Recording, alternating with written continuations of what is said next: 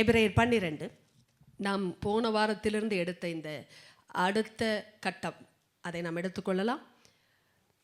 12வது வசனத்திலிருந்து 17 வரை, verse 12 to verse number 17 in Hebrews chapter 12 எடுத்துக்கொள்ளலாமா?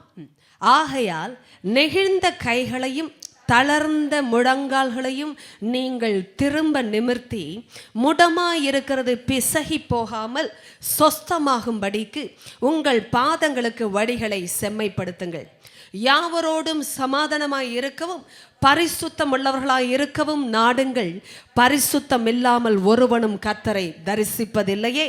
ஒருவனும் தேவனுடைய கிருபையை இழந்து போகாதபடிக்கும் யாதொரு கசப்பான வேர் முளைத்தெழும்பி கலக்கம் உண்டாக்குகிறதினால் அநேகர் தீட்டுப்படாதபடிக்கும் ஒருவனும் வேசி கள்ளனாகவும் ஒருவேளை போஜனத்துக்காக தன் சேஷ்ட புத்திர பாகத்தை விற்று போட்ட ஏசாவை போல சீர்கிட்டவனாகவும் இராதபடிக்கும் எச்சரிக்கையாயிருங்கள்.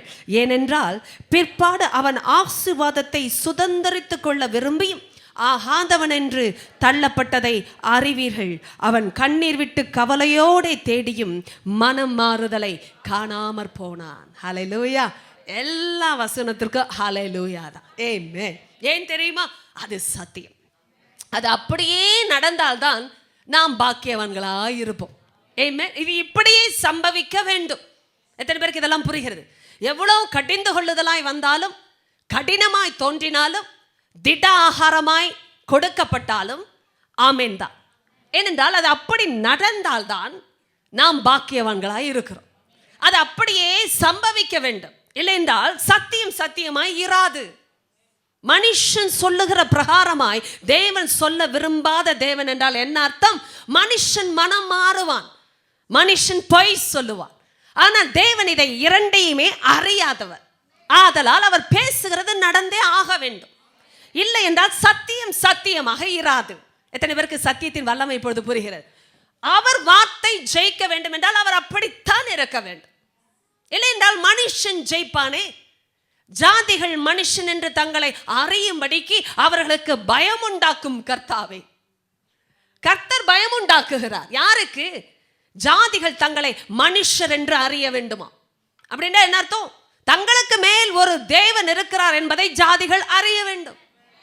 தாங்கள் மனுஷர் தான் என்பதையும் அறிய வேண்டும். அதற்குத்தான் அவர் அப்படி பேசிக் கொண்டு போகிறார். இந்த முகாந்தரங்களினாலே தான் நாம் உருப்படுகிறோம். ஆமென். எத்தனை பேர் நான் உருப்பட வேண்டும் என்று எண்ணுகிறீர்கள்? இது ஒரு வல்லமையான வார்த்தை. நன்றி கவனிங்க. நம்ம எல்லாருமே உருப்படணும். உருப்பட வேண்டும் என்றால் என்ன அர்த்தம் தெரியுமா? உருமாற்றம் அடைய வேண்டும். உருப்படுவது அப்படின்னா சரியாக உருவம் எடுப்பது. தமிழிலே அநேக காரியங்களை பாஷையின் அடிப்படையிலும் கலாச்சாரத்திலும் கலந்து பேசி வளர்க்கப்பட்டதினாலே நமக்கு சில சரியான வார்த்தைகள் கூட தவறாய் தோன்றுகிறது. வேதத்தின் அடிப்படையில் புரிந்து கொண்டால் தான் அது எவ்வளவு நல்ல வார்த்தை என்றே தெரியும். உருப்படுவது என்றால் என்ன அர்த்தம் தெரியுமா? உரு எடுப்பது. அதுதான் உருப்படுவது. இப்ப தேவனுக்குள் நமக்கு கொடுக்கப்பட்ட உருவத்தை நாம் எடுத்துக்கொள்ள வேண்டும். அதற்காகவே வார்த்தையை அனுப்பி அவர் சீர்படுத்துகிறார். கடந்த முறை அவர் அப்படித்தான் நம்மோடு பேசினார். எப்படி நம்முடைய சரீரத்தின் சில பாகங்கள் சரியா இயங்காமல் போகும் பொழுது நாம் அறிந்து கொண்டு அதை சரிப்படுத்த தீவிரப்பட வேண்டுமோ அப்படியே. புரிந்து கொண்டீர்களா? அப்படியே ஆவிக்குரிய வாழ்க்கையிலும் தேவன் நம்மோடு பேசுகிறார். கவனிங்களே, நமக்கு சில விஷயங்கள் இன்னும் புரியவில்லை, தோன்றவில்லை. never occurred to me அப்படின்னு சொல்லுகிற வார்த்தைகள். நான் இன்னும் கவனிக்கவில்லையே, நான் பார்க்கவே இல்லை என்று சொல்லுகிற விஷயங்கள்லாம் நம்ம வாழ்க்கையில உண்டு. என்றால் நம்முடைய கண்களை மூடும்படியாகத்தான் பிசாசு இந்த உலகத்தையும் உலகத்தின் காரியங்களையும் கொண்டு வருகிறான். ஏனென்றால் கண்ணானது சரீரத்தின் விளக்காய் இருக்கிறதே. அந்த விளக்கு எரியக்கூடாது. எத்தனை பேருக்கு புரிகிறது இதெல்லாம்? விளக்கு எரிந்தது என்றால் பிரயோஜனம். கண்ணு இருந்தும் கண்ணா இல்லை என்றால் அப்பிரயோஜனம். தேவஜனமே உடைய காதுகளை இயேசுவின் நாமத்தில் கேட்கும்படியே என் கண்களையே பார்த்து கொண்டிருங்கள். ஏனென்றால் பகிர்ந்தளிப்பு நடக்கிற நேரம் எந்த நேரத்திலும் எதுவும் சம்பவிக்கும். கண்ணானது சரீரத்தின் விளக்காய் இருக்கிறதே. அப்பொழுது சரீரத்தின் விளக்கு என்று சொல்லும் பொழுது முழு மனுஷனையும் இயக்குகிற ஒரு வெளிச்சத்தின் கருவியாக கண்ணை இயேசு சொன்னார். நான் எதையும் சரிப்படுத்துவதற்கு முன்பாக அவர் சொன்ன ஒரே ஒரு விஷயம், நீ கண்ணை சரியாய் வைத்துக்கொள். எவ்வளவு முக்கியமான குறிப்புகள். அதாவது எல்லாவற்றையும் சரி செய்ய வேண்டிய தேவன், ஏனென்றால் நாம் அப்படிப்பட்டவர்கள் தான். அந்த உலகத்திலேயே பிறந்து வளர்ந்த நமக்கு தெய்வத்தினுடைய சுபாவம் என்பது எட்டாத ஒரு விஷயம். எத்தனை பேருக்கு அது புரிகிறது? It's beyond our human comprehension. அப்படி என்றாலும் கர்த்தர் சொல்லுகிறார், உனக்காகவே உன் நிலைமைக்கு நான் இறங்கி வந்து என்னை வெளிப்படுத்தும் பொழுது அவரோடு இணைந்த நானும் ஜீவனுடைய தேவனுடைய பிள்ளையாக மாத்திரமல்ல, ஜீவனுள்ள கற்களாகவே மாறிப்போன நாமும் ஆவிக்குரிய மாளிகையாக கிறிஸ்து இயேசுவுக்குள் கட்டப்பட்டு வருகிறோமே. கூட்டி கட்டப்பட்டு வருகிறோம், சரியான வார்த்தை. அப்படி என்றால் கூட்டத்தில் தான் கர்த்தர் கிரியை செய்கிறாரா? ஆம், இது ஒரு ஐக்கியத்தின் அறிகுறி. எல்லாரும் இணைகிற கூட்டி கட்டப்பட்டு வருகிற இந்த ஆவிக்குரிய மாளிகை என்பது அவருடைய சரீரம். சபை அல்லாமல் ஒரு தேவ பிள்ளையின் இடத்திலும் தேவன் கட்டுகிறதை செய்வதே இல்லை. தேவன் சபையை தான் கட்டுகிறார். நான் சபையை, தெரிகிறது அந்த வார்த்தை, பாதாளத்தின் வாசல்கள் அதை, உங்களுக்கு அந்த சத்தியம் தெரியும் அல்லவா? நானே சபையை கட்டுகிறேன், பாதாளத்தின் வாசல்கள் அதை மேற்கொள்ளுவது இல்லை. அப்படி என்றால் தேவன் கட்டுகிற தேவன் உங்களையும் என்னையும் எப்படி கட்டுகிறார்? அவரோடு கூட்டி இணைத்து கட்டுகிறார். அப்படி என்றால் அவரை போல நாமும் மாற்றப்படுகிறோம். இப்பொழுது கவனிங்களேன், அப்படிப்பட்டவர் சொல்லும் பொழுது சில சரீரத்தின் காரியங்களை வைத்தே பேசுகிறார். காரணம், நாம் இந்த உலகத்தில் பிறந்து வளர்ந்த பிள்ளைகள் என்பதினாலே நமக்கு புரிய வேண்டிய அளவிலே அவர் புரிய வைக்கிற நல்ல தகப்பன், ஆவிகளின் பிதா. ஆனால் ஆவிக்குரிய காரியத்தை அவர் பேசும் பொழுது சரீரத்தின் சில காரியங்களை வைத்து அவர் ஓமானமாக பயன்படுத்தி பேசுகிறார். நமக்கு அது புரிய வேண்டும். அந்த பாஷையை பாருங்கள், எவ்வளவு அழகாய் பேசுகிறார். சில விஷயங்கள் நமக்கு தெரியாமல் போனதற்கு காரணம் நம்முடைய கண்கள் மறைக்கப்பட்டிருக்கு. தேவ பிள்ளையே, இன்னைக்கு நன்றாய் கவனிங்க. ஒருவேளை சபைக்கு வந்து நான் போய்கொண்டிருக்கிற சாதாரண சராசரி கிறிஸ்தவ வாழ்க்கையை பற்றி பேசவே இல்லை. ஏனென்றால் அப்படி வாழ்ந்தால் பிசாசுக்கு பயமே இல்லை, அவன் ஒரு காலம் பயப்படுவதில்லை. கவனிங்கள், somebody said like this, devil is not scared about your grammar, and he is scared about your power. எவ்வளவு சூப்பரா பேசுறன்றதை வச்சுலாம் பிசாசு பயப்படுவதில்லை, வல்லமையை பார்த்து தான் பயப்படுகிறான். நன்றாய் கவனிக்க, ராஜ்யத்தின் கோட்பாடுகள் வித்தியாசமானது. நன்றாய் பேசுகிறார்கள் என்றெல்லாம் நினைக்கிற காரியங்கள் வேதத்தில் இல்லை. யார் வார்த்தையை பேசுகிறார்கள் என்பதை வைத்துத்தான் வல்லமையை வெளிப்பட்டு கொண்டிருக்கிறது. அதற்குத்தான் பிசாசு பயந்து கொண்டிருக்கிறான். நீங்கள் நன்றாய் அறிய வேண்டிய கோட்பாடுகள். அதனால் தான் தேவன் பேசும் பொழுது அவரை மகிமைப்படுத்தித்தான் காரியங்கள் நடக்கும். சொல்லிக் கொண்டு போகிறா பாருங்கள். கண்கள் மறைக்கப்பட்ட ஒரு கிறிஸ்தவ வாழ்க்கையில எல்லாம் ஓகே என்ற நிலைமையில பிசாசு வைப்பான். நீ ஜெபிக்கிற அளவு போதும், நீ பைபிள் வாசிக்கிற அளவு போதும், நீ கோயிலுக்கு போகிற அளவு போதும், நீ ஊழியம் செய்கிற அளவு போதும். ஆனால் இந்த போதும் என்ற உணர்வு இதே உலகத்தில் நீங்கள் ஒப்பிட்டு பாருங்கள். சம்பாதிக்கிறது போதும் யாராவது நினைத்திருக்கிறீர்களா? A common theory, right? சம்பாதிக்கிறது போதும், வீடு இருக்கிற வசதி போதும், போடுகிற உடையின் தரம் போதும் அப்படின்னு என்றாவது நாம் நினைக்கிறோமா? நாம் யாருமே அப்படி நினைக்க மாட்டோம், பொதுவான காரியங்கள். ஆனால் ஆவிக்குரிய விஷயம் என்று வரும்பொழுது பிசாசு எப்படி கண்டை மறைக்கிறான் பாருங்க. போதும், இவ்வளவு வளர்ந்தியா, போதும், எல்லாரும் போல நீ இல்லை இல்லை, அவங்கள விட நீ நல்லா இருக்கேன்னு சொல்லி கொண்டு இருக்கிறாய். எவ்வளோ பெரிய பொய்மா ஐயா, எவ்வளோ பெரிய பொய். மற்றவங்களை விட நீ நன்றாய்த்தானே இருக்கிறாய் அப்படின்னா என்ன அர்த்தம்? மற்றவங்களை விட நீ நல்ல பரிசுத்தமாய் தானே இருக்கிறாய், மற்றவர்கள் செய்கிற தவறையெல்லாம் நீ செய்யவில்லையே. கவனிங்கள், ஆண்டவர் பேசும்பொழுது உலகத்தோடு ஒப்பிட்டு உங்களையும் என்னையும் பேசுவதே இல்லை. அவர் தன்னோடு ஒப்பிட்டு தான் எப்பொழுதும் பேசுவார். இது ஒரு பெரிய தரத்திற்குரிய உயரம். ஆமென். உயரம்னாலே தரங்க. எத்தனை பேருக்கு அதாவது புரிந்து கொண்டிருக்கிறது? நம்ம எல்லாவற்றையும் உயரணும் பேசக்கூடாது. அதான் அந்த உலகத்தில் அதான் it's all about the benefit again. எது சிறந்தது என்ற வார்த்தை வரும்பொழுது எல்லாருக்கும் அது புரியாது. வார்த்தையால் போதிக்கப்பட்டவர்களுக்கு தான் புரியும். அதனால் தான் அவர்கள் எதற்குமே அவசரப்பட மாட்டார்கள். எத்தனை பேருக்கு அதெல்லாம் புரிந்து கொண்டிருக்கிறது? உலகம் அவசரப்படுவது போல, உலகம் பிரயாசப்படுவது போல ஒரு தேவனால் போதிக்கப்பட்ட பிள்ளை அவசரப்படுவது இல்லை. காரணம் வார்த்தையில் வருகிற தரம் ஒரு பிள்ளையே உயரத்தை காட்டுகிறபடினாலே அவர்கள் எதற்காகவும் தங்களை விட்டு கொடுக்க யோசிப்பார். விட்டு கொடுக்கவே மாட்டார்கள் என்று நான் சொல்லி முடிக்கவில்லை. முதல்ல எண்ணத்திலேயே மாற்றம் வரணும். ஆமென். யோசிக்கணும். ஒரு செய்யறதுக்கு முன்னாடி நாம் யோசிக்கணும். ஆனால் பிசாசு எப்பொழுதுமே பாருங்கள் அவசரப்படுத்துகிற ஒரு ஜீவி. God is never in a hurry. ஆனால் பிசாசு தீவிரப்படுத்துவான். எதற்கு தீவிரப்படுத்துவான்? ஏதாகிலும் ஒன்றை சீக்கிரமாய் செய். இயேசு சொன்னா நீ செய்கிறதை சீக்கிரமாய் செய். என்ன அர்த்தம்? நீ முடிவு செஞ்சிட்ட, அதுக்கு மேல நீ காலதாமதம் பண்ண வேண்டாம்பா. ஏற்கனவே நீ தீர்மானித்து விட்டாயே, செய்கிறதை சீக்கிரமாய் செய். ஏன்னா பிசாசு எப்பொழுதுமே அதைத்தான் செய்ய வைப்பான். காத்திருக்காதே, காத்திருந்தால் மனம் திரும்பி விட வேண்டிய நிலைமை வருமே. எத்தனை பேருக்கு புரிகிறது?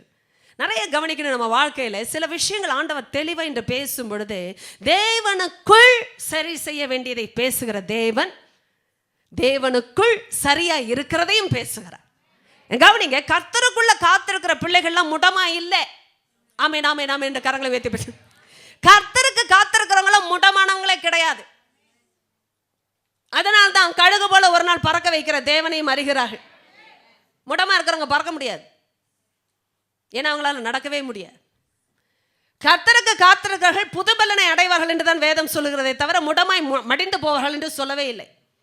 காத்திருக்கிற அனுபவம் நிறைய கிறிஸ்தவங்களுக்கு கசப்பான அனுபவம். ஏன் தெரியுமா? வசனத்தால் போதிக்கப்பட்டாதான் தெரியும் அது எவ்வளவு இனிமையான அனுபவம், எவ்வளவு பாதுகாப்பான அனுபவம். அதை நான் சொல்லியாக வேண்டும். There's so much safety when you wait upon God. You are secure. Your future is guaranteed. ஏன் தெரியுமா? கர்த்தருக்கு காத்திருந்த யாரும் எதிர்காலத்தை இழந்ததே இல்லை. கர்த்தருக்கு காத்திருந்து. கர்த்தருக்கு எப்படி காத்திருப்பது?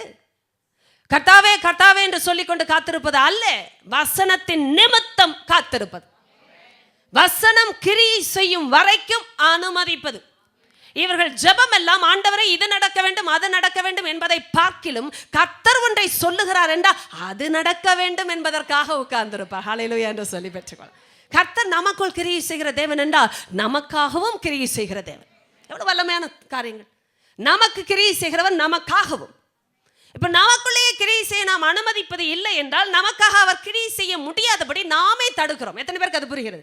கர்த்தர் செய்ய விரும்புகிறார், ஆனால் நாமே தடுத்து விடுகிறோம். அவருடைய அந்த ப்ராசஸ், அதாவது அவருடைய செயல்பாட்டை நாமே தடுத்து விடுகிறோம். ஆண்டவர் இன்றைக்கு அதனால் தான் சொல்லி தருகிறார். பாருங்க, உங்களுக்கு எனக்கும் கண்ணு மறைவா இருக்கிற விஷயங்களை அவர் என்ன செய்கிறார்? காட்டி கொடுக்கிறார். கண்களில் இருக்கிற திரையை அவர் கிழித்து போடுகிறார். தம்பி தங்கச்சி, இன்னைக்கு கண்ணு சரியா தெரிந்ததுன்னா நம்முடைய சரீரமே வெளிச்சத்தில் இருக்குமா? முழு சரீரமும். அப்படின்னா என்ன அர்த்தம்? நீ எடுக்கிற முடிவு, உன் வாழ்க்கையில் இருக்கிற எல்லா காரியங்களுடைய அமைப்புமே மாற்றி அமைக்கப்படும். தேவன் அப்படியா இடைப்படும் பொழுது அவர் சொல்லுகிறார், கண்களை திறக்கிறவர் பேசுகிறார். எப்படி பேசுகிறார் பாருங்கள். ஆகையினால், ஆகையினால் என்பதே ஒரு வல்லமையான இணைப்பு. என்ன இணைப்பு? தேவனே, நான் உமக்காக காத்திருந்து உம்முடைய பங்கு எனக்கு பங்காக மாற வேண்டும் என்று சொல்லி என் பிரயோஜனத்துக்காகவே என்னை சிட்சிக்கிறீர் என்பதை நான் அறிந்து. எத்தனை பேருக்கு அந்த இணைப்பெல்லாம் புரிகிறது? எந்த சிட்சையும் இப்போது எனக்கு துக்கமாய் தோன்றினாலும் பிற்காலத்தில் நான் அதில் பழகி கொண்டிருக்கும் பொழுது சமாதானமாகி நீதியின் பலனை தரும் என்பதை அறிந்தபடியினால் நான் என்ன செய்ய முடியும்? நெகிழ்ந்த என் கைகளை, தள்ளாடுகிற என் முழங்கால்களை நான் பலப்படுத்திக் கொள்ள முடியும். ஆமென் என்று சொல்லிவிட்டு. அப்படின்னா என்ன அர்த்தம் தெரியுமா? நாம் சோர்ந்து போகவே வேண்டாம் என்று கர்த்தர் சொல்லுகிறார். எவ்வளோ சூழ்நிலைகளில் எந்த மாதிரி நிலைமையில நீங்க இருந்தாலும் கர்த்தர் சொல்லுகிறார், நீ சோர்ந்து போகாதே. உனக்கு ஒரு நம்பிக்கை உண்டு என்று பிள்ளைக்கு சொல்லுகிறது போல தகப்பன் பேசி கொண்டு இருக்கிறார். என்ன அர்த்தம்? எனக்கு அப்பா சொன்னாலே அர்த்தம் இருக்கு. எத்தனை பேருக்கு அதெல்லாம் வல்லமையான சத்தியம்? அதாவது ஆண்டவர் பேச முடியாத தூரத்தில் யாருமே போய்விடக்கூடாது என்பதுதான் மிக மிக முக்கியமான காரியம். பிரயோஜனமே எது தெரியுமா? எனக்கு ஆண்டவர் ஒன்றை செய்து விட்டார் என்று சொல்லுகிற சாட்சிகளை விட கர்த்தர் என்னோடு இருக்கிறார் என்பது. God is on my side. நான் ஆண்டவரோட இருக்கிறேன், நான் ஆண்டவரோட இருக்கிறேன்றதெல்லாம் நாம ஒரு வேளை கூட நினைத்து கொள்ளலாம். ஆனால் கர்த்தர் யாரோட இருக்கிறார் என்பதை நம்ம கண்டுபிடிக்கணும். கர்த்தர் யோசேப்போடு இருந்தார். கர்த்தர் இருந்தார். யோசேப்பு கர்த்தரோடு இருந்தான் என்றெல்லாம் வசனம் சொல்லியிருந்தா நானும் நிற்கலாங்க. நானும் கர்த்தரோடு இருக்கிறேன், யார் வேணான்னு சொல்லலைங்க. நான் கர்த்தரோடு 15 வருடமாக இருக்கிறேன், 20 வருடமாக நடக்கிறேன். என்னால் அப்படி சொல்ல முடியலைங்க. உண்மையாக நீங்கள் என்னை எல்லாரையும் விட பரிசுத்தவான்களாக இருந்தீர்கள் என்றால் கர்த்தருக்கே மகிமை உண்டாவதாக. ஆனால் சொல்ல முடியல பாருங்க. ஏன்னா அவ்வளோ நல்லவங்க இருக்காங்களான்னு எனக்கு தோணுது. ஆனால் வேதம் சொல்லுகிற அந்த வார்த்தையினால தான் நம்ம எல்லாருக்குமே நம்பிக்கை. ஆண்டவரே, கர்த்தர் யோசிப்போடு இருந்தார்னு எழுதியிருக்கிறதேப்பா, அப்போ நீங்கள் என்னோடையும் கூட இருக்கணும்ப்பா. நான் கவனிங்க, ஆண்டவர் பேசி கேட்கிற நிலைமையில் இருக்கிற பிள்ளைகள் பாக்கியவான்கள். இன்றைக்கும் ஆண்டவர் பேசுகிற நிலைமையில் ஒரு பிள்ளை இருந்துட்டாங்கன்னா அவங்களுக்கு இருக்கிற ஃப்யூச்சரை போல் யாருக்கு இல்லைங்க. கர்த்தர் பேசணும். எந்த நிலைமையில் இருந்தாலும் நம்மோடு கர்த்தர் பேசணும். தெரியுமா உங்களுக்கு? அவர் பேசாமல் நின்று விட்டார் என்றால் அதை போல ஒரு அபாயகரமான பயங்கரமான நிலைமை யாருக்கும் வரக்கூடாது. எத்தனை பேருக்கு அதெல்லாம் புரிகிறது? இன்றைக்கெல்லாம் நான் இந்த செய்தியெல்லாம் கேட்கும்பொழுது எத்தனை முறை கேட்டாலும் கர்த்தர் என்னை கொண்டே ஒரு வேளை பேசி இருந்தாலும் அது இன்னொரு பிரசங்கிக்கும் பொழுது எனக்கு அது ஒரு புதிதான விதத்தில் சொருகுகிற வார்த்தைகளாக இருக்கிறது. யாரிடத்திலும் கர்த்தர் பேச வேண்டிய அவசியமே கிடையாது. ஏன் தெரியுமா? He is not obligated to talk to somebody because that somebody is somebody. ஒரு பெரிய பதவியில் இருக்கிறதுனால, அதிகாரத்தில் இருப்பதினாலே கர்த்தர் பேச வேண்டிய அவசியமே இல்லை. எத்தனை பேருக்கு புரிகிறது? போத்திபாரை விட்டு விட்டு தேவன் ஒரு அடிமையின் இடத்தில் இருந்தார். அவருக்கு பதவியெல்லாம் இழுக்காது, வசீகரிக்காது. ஒரு அடிமையோடு இருப்பதை விரும்பின தேவன் ஏலியின் இடத்திலே பேச விரும்பாமல் குட்டி சாமுவேல் இடத்திலே பேச விரும்பின தேவன். வயதெல்லாம் பார்க்க மாட்டார். எத்தனை பேருக்கு அதெல்லாம் புரிகிறது? ஓ மை காட், வயதை பார்க்க மாட்டார். பெரிய ஆட்கள்லாம் இருந்தாங்க, பல வருஷம் ஊழியம் பண்ணவர்கள். ஏலியின் குமாரர்கள் ஓப்னியன் ஃபினஹாஸ். எவ்வளோ பெரிய ப்ரீஸ்டாக இருந்தாலும் பேச வேண்டிய அவசியம் அவருக்கு இல்லைங்க. எத்தனை பேருக்கு அதெல்லாம் தாழ்மையை கொடுக்கணும் தெரியுமா? எவ்வளோ பெரிய ப்ரீஸ்டாக இருந்தாலும் அவர் பேச வேண்டிய அவசியமே கிடையாது. அதையெல்லாம் விட்டுட்டு ஒரு சின்ன குட்டி பிள்ளைக்கிட்ட பேச ஆசையாய் வந்தார் ஆலயத்தில். ஏன்னா அவருக்கு யாராவது ஒருத்தர் நான் பேசுகிறத கேட்கறதுக்கு இருக்காங்களா, காது கொடுக்க உட்கார்ந்துருக்குறாங்களான்னு எதிர்பார்த்தார். பல வருஷம் ஆயிடுச்சு ஏலி ஆண்டோடைய சத்தத்தை கேட்டு. தெரியுமா எவ்வளோ டேஞ்சரஸான சிச்சுவேஷன் இதெல்லாம்? பல வருஷம் ஆயிடுச்சு. கண்ணே இருள் அடைந்திருந்தது என்று எழுதியிருக்க அர்த்தத்தை எடுப்பதை பார்க்கல. அவனுடைய ஆவியிலேயே இருள். கர்த்தருடைய சத்தத்தை கேட்க முடியல, யாருமே தேசமே கேட்க முடியல. அநேக நாட்கள் ஆயிட்டான். கர்த்தருடைய வசனம் வந்து அபூர்வமாக இருந்தது, பிரத்யட்சமான தரிசனம் இருந்தது இல்லை. எவ்வளோ ஒரு பயங்கரமான இருள் பாருங்க ஒரு வாழ்க்கையில். தேசத்தில் ஆசரிப்பு கூடாரத்திலேயே ஆண்டவர் பேசலை. பலிகள் இருந்தது, காணிக்கைகள் வந்து கொண்டிருந்தது. எத்தனை பேருக்கு இதெல்லாம் ஆலயத்தில் புரிகிறது? எல்லாம் நடந்து கொண்டிருந்தது. Daily singing, music, dance, worship, பலி செலுத்துறது, காணிக்கை, ஆசரிப்பு கூடாரத்தில் எல்லா தூப வர்க்கம், மேசை, சமூகத்தில் அப்பங்கள், அதே ரத்தம் சிந்தப்பட்டு மிருகங்கள் கொல்லப்பட்டு எல்லாம் நடந்தும் கூட கர்த்தர் பேசல. அநேக வருஷங்கள் இப்படி போய்விட்டது. நாம் இன்றைக்கு யோசிக்கிறோம் நம்ம வாழ்க்கையில ஏன் ஆண்டவர் பேசணும். அதை யோசித்தா நாம் எவ்வளவு பெரிய பாக்கியவான்கள் நமக்கே புரியும். என் தேவன் என்னை திட்டுவதற்காகவாவது பேசிக் கொண்டிருக்கிறார் என்றால் என்ன அர்த்தம்? அவர் என்னை பிள்ளை என்று கருதி கொண்டிருக்கிறார். அம்மா ஐயா, எவ்வளவு பெரிய பாக்கியம் தெரியுமா இதெல்லாம் வாழ்க்கையில? அவர் பிள்ளை என்று கருதுகிறபடினா தான் பேசி கொண்டிருக்கிறார். ஏனென்றா என் பிள்ளை சாகக்கூடாது, என் பிள்ளை இப்படியே இருந்து மறிக்க கூடாது, என் பிள்ளையுடைய கை கால் செயல்படாமல் போய்விடக்கூடாது. நீங்க பெத்த தாய் தகப்பனா உங்க பிள்ளை அப்படியே கை கால் முடமா அப்படியே மடக்கி வைத்து கொண்டிருந்தா நல்லா தான் இருக்குன்னு தட்டி கொடுத்து தூங்க வைப்பீங்களா? கொஞ்சம் யோசிச்சுக்கலுங்க. இதெல்லாம் கொஞ்சம் அப்படி ஷேக் பண்ற விஷயங்கள். உங்க பிள்ளை கை காலை அப்படியே மடக்கிக்கிட்டு ரொம்ப நாள் அப்படியே கம்ஃபர்டபுளா இருக்கு, நான் தூங்குறதுக்கு நல்லா இருக்குன்னு அப்படியே தூங்கி கொண்டிருந்தா தூங்கட்டும் அப்படியே விடுவீர்களா? அதை எப்படியாகலும் சரிப்படுத்த டெய்லி அதை மசாஜ் பண்ணி ஆயில் போட்டு குளிக்கும் பொழுதாவது எதையாகலும் செய்து வலிக்கிறதா என்று செக் பண்ணி எப்படியெல்லாம் அந்த பிள்ளையை நார்மலாக்க முயற்சிப்போம். அப்படிதான் ஆண்டவர் இன்றைக்கு நம்மையும் செய்கிறார். என் பிள்ளை அப்படியே இருக்கக்கூடாது, என் பிள்ளை அப்படியே போயிடக்கூடாது. ஆண்டவர் அதனால தான் சொல்லுகிறார், நீ இப்போ சோர்ந்து போக வேண்டிய அவசியமே இல்லை. உனக்கு இது நடக்கிறது அது நடக்கவில்லை, அதெல்லாம் நம்முடைய மனதை அழுத்துகிற பாரங்கள். அவருக்கு புரியும். ஆனா ஆண்டவர் நித்தியத்துக்குரிய விஷயத்திற்காக என் மேல் இவ்வளவு பாரப்படும் பொழுது இந்த அநித்தியமான உலக தேவையை சந்திக்காமல் விட்டு விடுவார்.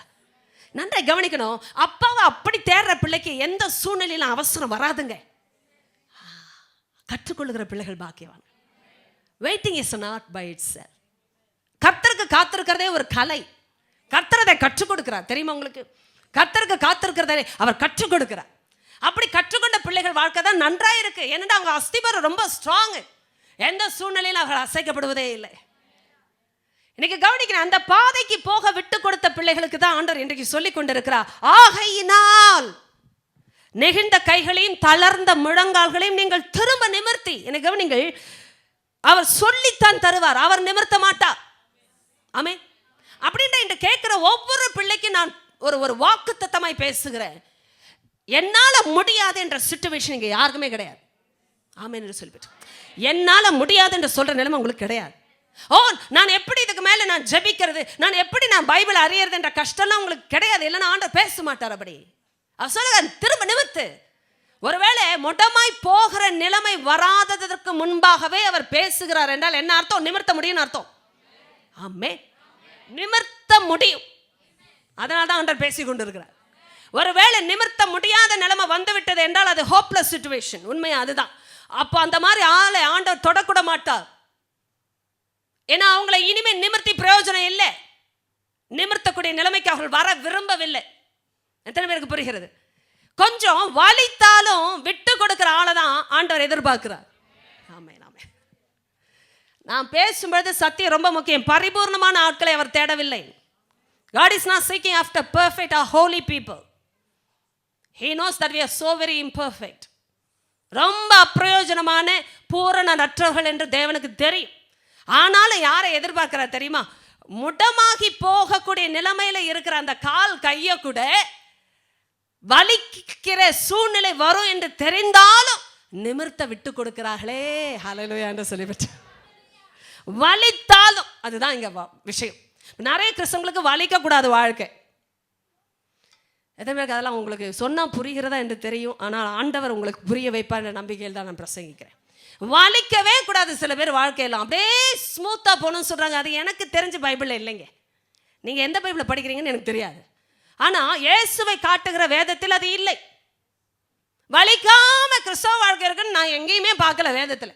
ஆரம்பத்தில் எனக்கு தெரியல. அதான் விஷயம். இந்த ஹனிமூன் பீரியட்னு சொல்லுவாங்களே, கெட்டதெல்லாம் கிடைக்கும். ஆண்டவர் ஐயோ இவ்வளோ வல்லமையானது தெரியுமா? ஒரே சாட்சி தான். இப்போ ஆரம்ப நாட்கள்லாம் மயக்க பிடிக்காம நம்மளால் இருக்கவே முடியாது. 4 பேர் இருக்கும்போது எந்திரிச்சு நின்று சாட்சி கொடுக்கணும். ஏன்னா ஆண்டவர் அப்படி தான் கொடுத்து அழைத்தார். ஏனென்றால் இது உருப்படணுமே. எத்தனை பேருக்கு அது புரியுது? நம்ம நினச்சிக்கிட்டோம் நம்ம எல்லாரை விட ரொம்ப சூப்பரான ஆள், நம்ம ஜெபிச்ச ஆண்டவர் கேட்டு கொடுக்குறான்னா மற்றவங்களோட நான் பரிசுத்தம் நான் நினச்சிக்கிட்டேன்ப்பா. ஆனால் ஆண்டவர் என்ன பார்த்தார்னா, இது பரிசுத்தம் ஆகிறதுக்கு இப்படியாவது கூப்பிடுவோம், இல்லைன்னா நம்ம தப்பித்து போய்விடுவோம்னு அவருக்கு தெரியும். ஆண்டவருடைய அன்பு எவ்வளோ பெரியது பாருங்க. இன்னைக்கு ஆண்டவர் கொடுக்கறது ஒரு மேட்டரே இல்லை. கொடுக்காவிட்டாலும் பரவாயில்லை, எனக்கு தேவன் போதும் ஹல்லேலூயா என்று சொல்லுகிற நிலைமை. ஆமென். இது ஒரு மகா பயங்கரமான ஆசீர்வாதத்துக்குரிய வழி திறக்கிற திறவுகோல். நல்லா கவனிக்க வேண்டும். இன்னைக்கு ஆண்டவர் கொடுத்தாதான் ஆண்டவர் கிடையாது. இன்னைக்கு அவர் கொடுக்காவிட்டாலும் ஆண்டவர் தான். ஏன்னா அதுக்கு ஒரு பெரிய பெட்டர் ரீசன் இருக்கும்பா. எனக்கு கொடுக்கவில்லை என்றால் என்ன அர்த்தம்? அது ஒரு சிறப்பான ஒரு நோக்கம் இருக்கும் அவருக்கு. அந்த நோக்கம் எனக்கு இன்று தெரியவிட்டாலும் என்றாவது ஒரு நாள் தெரிய வரும். ஏன்னா என் தேவன் இதுவரைக்கும் கைவிடாத தேவன் என்றால் அர்த்தம் மகிமை எடுத்த தேவன். ஹல்லேலூயா. சந்தோஷப்பட தேவ பிள்ளை, காளி கூறுங்க. ஆமே. You are all peculiar people. அப்படின்னா என்னத்த? விசித்திரமான ஜனம். உலகத்துக்கு இதெல்லாம் புரிய வைக்கணும்னு போராடாதீர்கள். கர்த்தருக்கு தெரியும் அவருக்கு எப்படி தன்னை குறித்து பெருமை எடுக்க வேண்டும் என்று. அதனாலேயே மனுஷனுக்குள்ள அந்த ஞானத்தையும் அந்த அந்த அந்த வெளிச்சத்தையும் கொடுத்து ஜெபிக்க வைப்பவரும் அவர்தான். ஒரு நிமிடத்தில் இவர்களை அதமாக்கவே என்று சொன்ன பிறகு வாழ வைத்தார். ஒரு மனுஷன் ஜெபம் பண்ணவருக்கு அவருக்கு மைண்டு மாறிச்சான். இல்லைனாலும் மாறாத தேவனுக்கு அந்த அந்த அந்த தாட்டை கூட மோசைக்குள்ள வைத்தார். அது தேவன் சொல்லுங்க. அவர் தேவன். அப்படி ஜெபிக்கக்கூடிய ஒரு விண்ணப்பிக்கக்கூடிய ஒரு பரிமாணத்தை மோசே கண்டுபிடித்தான். ஏன்னா அது தேவனுக்குள் இருந்தது என்பது அவன் அறிந்தான். அப்படி ஜெபித்தான். உடனே கர்த்தருக்கு சந்தோஷம். என்ன ஒரு இணைப்புப்பா எனக்கு மோசேக்கும். நான் நினைக்கிறத அப்படியே நினைக்கிறான். இதெல்லாம் உங்களுக்கு புரியணும். நான் நினைச்ச மாதிரியே நீ பேசுறியே. நான் ஜெபிக்கணும்னு உன்னை எதிர்பார்த்தது போலவே இன்னைக்கு நம்ம அப்படிலாம் ஜெபித்து விட்டோம் என்றால் எங்கேயோ தேவன் போய் மகிமை எடுத்துக்கொள்வார் தேசத்தில். எத்தனை பேர் நான் ஜெபிக்க வேண்டும் என்று எதிர்பார்ப்பது போலவே ஜெபிக்கிறாய்? ஆண்டவர் யாரை பார்த்து அப்படி சொல்ல முடியும்? இந்த ராத்திரி நீங்கள் உங்களுக்குள்ள ஆராய்ச்சி பண்ணுங்க. நான் ஜெபிக்க வேண்டும் என்று எதிர்பார்க்கிறது போலவே என் மகன் ஜெபிக்கிறாரே, எவ்வளோ வல்லமையான காரியம்! அவருடைய இருதயத்தை புரிந்து கொண்ட ஜபங்கள். இன்னைக்கு அதனால தான் இப்படிப்பட்ட காரியங்களை செய்கிறவருடைய ஜபங்கள் மாறும். ஒரே மாதிரி ஜபிக்கிற ஆட்களாக இருந்தால் நீங்கள் நிச்சயமாய் மாற வேண்டும் கர்த்தருக்குள்ளே. என்னடா வார்த்தையில் வளர்கள் மட்டும்தான் ஜபத்திலையும் வளருகிறார்கள். வார்த்தையில் வளராதவர்கள் ஜபத்தில் வளருவதே இல்லை. எத்தனை நாள் அதே விண்ணப்பம், அதே குறிப்பு, அதே காரியங்களை சொல்லி சொல்லி டெய்லி ஜெபிச்சு 10, 20, 25 வருடங்களும் உங்கள் ஜபம் மாறலன்னா there's something drastically wrong with your prayer life. நம்ம இப்படியே வாழ முடியாது தெரியுமா உங்களுக்கு? வசனத்தில் வளர்ற ஆளுக்கு ஜபம் மாறிக்கொண்டே இருக்கும். ஆண்டவர் சொல்லி தரும்போது எப்படி மாறாமல் இருக்க முடியும்? எப்படி எனக்காகவே நான் ஜெபிக்க முடியும்? என்னையே அவர் மாற்றும் பொழுது அவருக்கு ஏற்றா போல் என் விண்ணப்பங்கள் மாறிக்கொண்டே இருக்கும். ஒரு கட்டத்தில் உங்களுக்காக நீங்கள் கேட்க வெட்கப்படுவீங்க தெரியுமா? உங்களுக்கு அது உங்களுக்காக நீங்கள் ஜெபிக்கவே வெட்கப்படுவீங்க. அது ஒரு ஸ்டேஜ். எனக்காக, என் குடும்பத்துக்காக, என் வாழ்க்கைக்காக, என் வீட்டுக்காக ஜெபிக்கிறது கூட வெட்கமாகி போகும். ஆண்டவருக்கு தெரியாதா? நான் அவருடைய காரியத்தில் ஒழுங்காக இருந்தால் போதும்னு ஜெபிக்க தோணும். இன்னும் என்ன உருப்படலாம், எங்கே இன்னும் சரியான காரியத்துக்குள்ளே வர நான் என்னை விட்டு கொடுக்கலாம், எங்கே சத்தியத்தை நான் இன்னும் அனுமதிக்கலாம், அப்படி ஜெபங்கள் மாறிக்கொண்டார். ஹல்லேலூயா என்று சொல்லி பெற்றுக்கொள். இயேசு நாமத்தில் பெற்றுக்கொள்கிறேன் என்று சொல்லி பெற்றுக்கொள். கர்த்தர் அப்படி கிரியேஷனுங்க. அப்படிப்பட்ட சந்ததியில் ஒரு ஆளை நீங்கள் இருக்கணும்னு ஜெபம் பண்ணுங்க. கர்த்தர் உங்களை அப்படியே வைப்பா. அது பாக்கியம். எனக்கு தெரிஞ்ச ரொம்ப பெரிய பாக்கியம். எத்தனையோ பேருக்குள்ள நான் வாழறதை பார்க்கலாம். கர்த்தரால் தெரிந்து கொள்ளப்பட்டவர்கள் மத்தியில் வாழ்வது பாக்கியம். நல்லவர் பாருங்க. அவர் எங்கே வாசம் பண்ணுகிறாரோ அங்கே நான் வாசமா இருக்கணும். அது ரொம்ப முக்கியம். இப்போ நிறைய பேர் தெரிந்து கொள்ளுகிறார்கள். இன்றைக்கு அதெல்லாம் இணையறதுக்கு முன்பாக நிமித்துகிற விஷயங்களை நான் அதைத்தான் சொல்ல வருகிறேன். இஸ்ரவேல் பாளையத்தில் 12 கோத்திரங்கள் எப்படித்தான் வாழ்ந்தார்களோ எனக்கு தெரியாது. ஆனால் ரிசல்ட்ஸை பார்க்கும்போது எல்லாருக்கும் ஒரே ரிசல்ட் இல்லை. God was stationed in the midst of all these tribes of Israel. சென்ட்ரலில் தான் இருப்பார். அது ரொம்ப முக்கியமான விஷயம். He should be the focus. He should be the center of attraction. ஆதி ஆகமத்திலிருந்து அவருடைய விஷயம் எல்லாம் நடுவில் தான் இருக்கும். அதெல்லாம் புரியும். என்ன நடுவில்? ஆதி ஆகமத்திலிருந்து வாங்க, அப்போ உங்களுக்கு புரியும். நான் ஆதி ஆகமத்தை பேசி கொண்டிருக்கிறேன் தாய். ஆதி ஆகமத்தில் நடுவில் என்ன இருந்தது? ஆதி ஆகம்னா ஆதியில் என்ன நடந்தது நம்ம போகிறதுக்கு அந்த விருட்சம், ஜீவனுக்குரிய விருட்சமாகட்டும், நன்மை தீமை அறியத்தக்க கனியை கொடுத்த விருட்சமாகட்டும், அதை தோட்டத்தின் நடுவில் இருந்து முளைக்க பண்ணினாராம். என்ன அர்த்தம்? அவருக்குரிய விஷயம்லாம் நடுவில் தான் இருக்கும். அப்படின்னா அந்த தோட்டத்தில் எங்கே இருந்தாலும் அந்த நடுவில் இருக்கிற விஷயத்தை பார்த்து தான் ஆகணும். இன்னைக்கு உலகத்தில் எங்கே இருந்தாலும் நல்லா கவனிங்க தேவ பிள்ளையை, நீங்கள் ஆண்டவரை கவனிச்சு தான் ஆகணும். என்ன செய்தாலும் அவரை கவனிச்சு தான் ஆகணும். அப்படித்தான் வச்சிருக்கிறார் சிஸ்டத்தையே. புரியுது உங்களுக்கு? எதையே செய்து எதையே பார்த்து சாதித்து பெற்றுக்கொண்டாலும் அந்த உள்ளத்துல தான் அவர் என்ன செய்தாரா? நித்தியத்தையே வைத்தாரா மனுஷனுக்குள்ள. God set the eternity in the hearts of men. எங்க இட்டர்னிட்டியை வைத்தார்னா அந்த நித்தியத்துக்குரிய விஷயம் எல்லாம் உள்ளத்திலே வச்சுட்டாரு. ஊரையே சுற்றி அலைஞ்சி திரிந்து வந்தாலும் உள்ளம் காலியாக இருக்கும். ஸ்தோத்திரம் சொல்லுங்க. அதுக்கு ஸ்தோத்திரம், ஸ்தோத்திரம், ஸ்தோத்திரம். உங்களுக்கு ஸ்தோத்திரம் சொல்ல வராது இதுக்கு இல்லை. ஐயோ இதுக்கு கூடமா ஸ்தோத்திரம் சொல்லுங்க. அதுதான் பாக்கியம். எவ்வளோ பாடுபட்டு எவ்வளோ கஷ்டப்பட்டு ஊரே சுற்றி விட்டு வந்தாலும் உள்ளம் காலியாக இருக்குது. ஆண்டவரை ஏன் காலியாக இருக்குது? இருக்க வேண்டிய இடத்துல இல்லையே. அதற்காக ஸ்தோத்திரம். ஏன்னா அப்படியே விட்டுட்டா என்ன ஆகிறது? அது எத்தனை பேருக்கு புரியுது? அந்த முடமாய் போய் அப்படியே அழிய வேண்டியதுதான். முடமான விஷயங்கள் அழுகும், அழுகின விஷயங்கள் அழியும். அதனால தான் ஆண்டவர் எச்சரிக்கிறது எப்போவுமே லேட்டாக எச்சரிக்க மாட்டார். எத்தனை பேருக்கு அதாவது புரியுது? இதை முதல்ல சொல்லியிருந்தீங்கன்னா நான் நல்லா இருந்திருப்பேன்னு யாருமே இங்கே சொல்ல முடியாது. இப்போ சரியான நேரத்தில் தான் சொல்லியிருக்கிறார். இதுக்கு மேலே லேட்டானா அது நம்ம ப்ராப்ளம். எத்தனை பேருக்கு அதாவது புரியுது? எவ்வளோ டைமிங்கில் ஆண்டவர் பேசியிருக்கிறாருன்னா, என் வாழ்க்கை உங்கள் வாழ்க்கை இப்போ உள்ளே ஆராய்ந்து பாருங்கள். சரியான நேரத்தில் அவர் பேசணும். ஹல்லேலூயா என்று சொல்ல முடியுமா? எவ்வளோ சரியான நேரத்தில் பேசியிருக்கிற விஷயங்களை. அவருக்கு கரெக்டாக தெரியும், இன்னும் 1 மாதம் கேப் விட்டாலும் பிரச்சனை ஆகும், இன்னும் 1 நாள் தள்ளி போனாலும் வம்பாயிடும். என் தேவன் சரியாக இடைப்பட்டா. அவர் டைமிங் ரொம்ப பர்ஃபெக்ட். புருஷன் பொண்டாட்டி கூட பார்த்து திருத்திருக்க முடியாது அப்படி வாழ்க்கையை. தேவன் அதனால்தான் ஆவியில் இருக்கிறவர் என்றால் என்ன அர்த்தம் தெரியுமா? சரீரத்தோடு இருந்து சரீரத்தோடு முடிகிற உறவுகளை விட பெரியவர். ஏன் தெரியுமா? அவர் உள்ளேயே இருந்து உங்களை என்னை நடத்துகிறது. எவ்வளோ ஆழமான உறவுங்க. கரங்களை தட்டி பெற்றுக்கொள்ளுங்க. இயேசு நாமம். எவ்வளோ பெரிய உரிமை இருக்கணும் அவருக்கு. புருஷன் பொண்டாட்டியை பார்த்தெல்லாம் திருத்த முடியுமா? அப்படி எத்தனை கண்ணை வச்சாலும் திருத்த முடியுமா? இருக்கிறதே 2 கண்ணு. அதுலேயும் 2 பக்கம் போகிற ஆட்களும் இருக்காங்க. ஃபோக்கஸ். அப்போ கர்த்தர் திருத்துறது போல யார் திருத்த முடியும்? எந்த பெற்றோர் பிள்ளையை திருத்த முடியும்? பிள்ளையை பெற்றோர் எப்படி திருத்த முடியும்? ஆனால் ஆண்டவருக்குள்ளாக வருகிற அந்த விஷயத்தை பாருங்க. அதுதான் செல்வாக்கு என்றால், இன்ஃப்ளூயன்ஸ் என்றால் என்ன அர்த்தம்? தேவனுக்குள் இருக்கிறவர்கள் பெற்றோர்கள் பிள்ளைகளிடத்திற்கும் பிள்ளைகளை பெற்றோர்களிடத்துக்கும் திரும்புகிற அந்த அபிஷேகம் எப்பொழுது வருகிறது? கர்த்தருக்குள் போதிக்கப்படும் பொழுது வரும். அது வயசை பார்த்தாலாம் வராது. ஆனால் தான் எகிப்துக்கே அதிபதி ஆக்கினான் பார்வோ. யாரே? யோசேப்பை தான் ஆக்கணும். ஏன்னா தன் வீட்டில் இருக்கிறவங்க எல்லாருக்கும் ஆண்டவன் ஆக்கினாராம். நீ தான் என் லார்டு அப்படின்னா என்ன அர்த்தம்? நீ தான் மாஸ்டர், நீ தான் இங்கே எஜமான். இங்கே ராஜா சொல்லுகிறா, எனக்கு இல்லை ஓ ஞானம், எனக்கு இல்லை உனக்குள்ள இருக்கிற விவேகம், அதனால போதிக்கிற விஷயம் வரும்பொழுது நீ தான்ப்பா செய்யணும். எவ்வளோ பெரிய ஆட்கள் இருந்தாங்க, அவர்களுக்கு நீ தான் போதிக்கணும். அப்போ கவனிகளை, இன்னைக்கு நாம் எந்த அளவுக்கு விட்டு கொடுக்குறோமோ அந்த அளவிற்கு நமக்கு சொஸ்தம் உண்டு. தேவ பிள்ளைய வலித்தால விட்டு கொடுங்க. Think about the physiotherapy.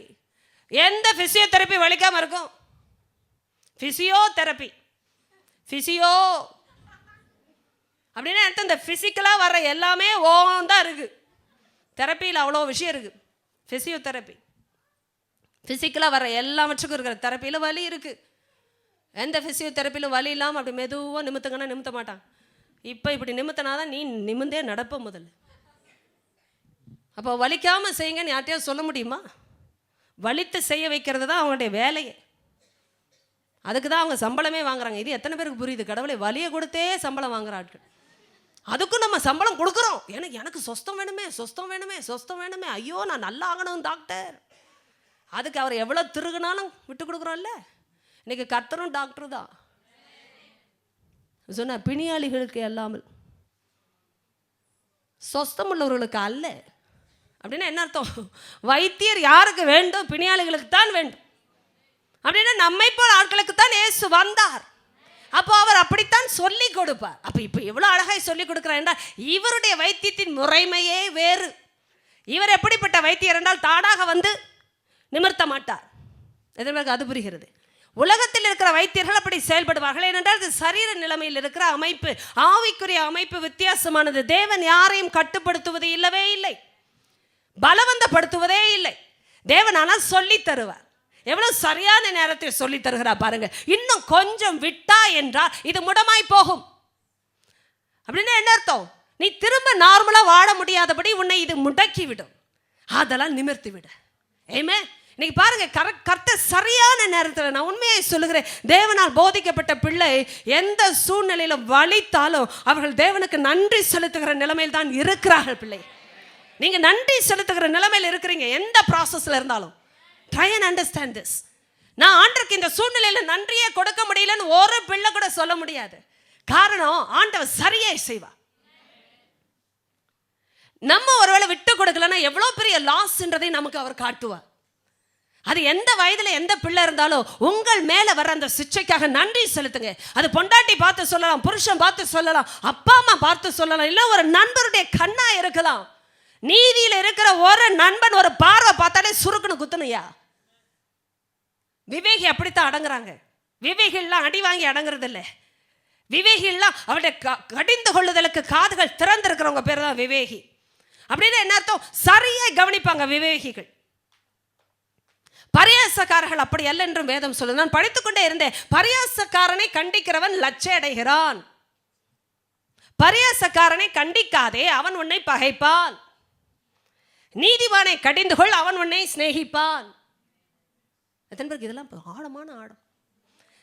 ஒரு ஆள் கர்த்தருக்குள்ள உங்களை திருத்தும் போது அவங்கள நீங்க சிநேகிக்கிறீங்கன்னா நீங்கெல்லாம் என்ன ஞானவான்கள் அர்த்தம். ஒருவேளை கடிந்து கொண்டதற்காகவே பகைக்கிறீர்கள் என்றால் என்ன அர்த்தம்? பரியாசக்காரர்கள். They are sarcastic people. Always என்ன செய்வாங்க? ஆண்டருக்குள்ள இருக்கிறவங்கள பார்த்தா பரியாசம் பண்ணுவாங்க, வெளியில காட்டாவிட்டாலும் உள்ளத்துல. அந்த மாதிரி அதான் ஆட்டிடியூட், மனப்பான்மைகளை பரிசுத்த வேதாகமும் வெளிப்படுத்துகிறது. இப்ப கர்த்தர் ஒரு காரியத்தை நமக்கு சொல்லி தரும்போது பரியாசம் பண்ணக்கூடாது. பரியாசம் என்ன அர்த்தம்? இதெல்லாம் நடக்காது, நடந்தா பார்த்துக்கலாம். அந்த பரியாசம் வரக்கூடாதுங்க உள்ளத்துல. நீங்கள் ஆண்டருக்குள் போதிக்கப்படுகிற பிள்ளைகள் என்பதனாலே நான் வெளியரங்கமாக பேசுகிறேன். ஆனால் இதற்குள் வராதவர்களுக்கு இது உதவுகிற வார்த்தைகள். நீங்கள் போதிக்கப்படும் பொழுது இன்னும் புரிந்து கொள்ளுவீர்கள். ஆமாம், நான் பரியாசம் பண்ண கூடாது. Don't take the Lord's discipline lightly. இலகுவாக எடுக்காம நாம் அதை தீவிரமாக நாம் எடுத்துக்கொள்ளும் பொழுது வலித்தால் என்ன செய்கிறோம்? விட்டு கொடுக்கிறோம். ஆமே, ஆண்டவர் சொல்லுகிறார் இது வலிக்கிற ஒரு பிரமாணம் தான். அப்படின்னா என்ன அர்த்தம்? சரியான நேரத்தில் கர்த்தர் சில காரியங்களை நமக்கு காட்டி கொடுப்பாருங்க. வலித்தால் என்ன செய்யணும்?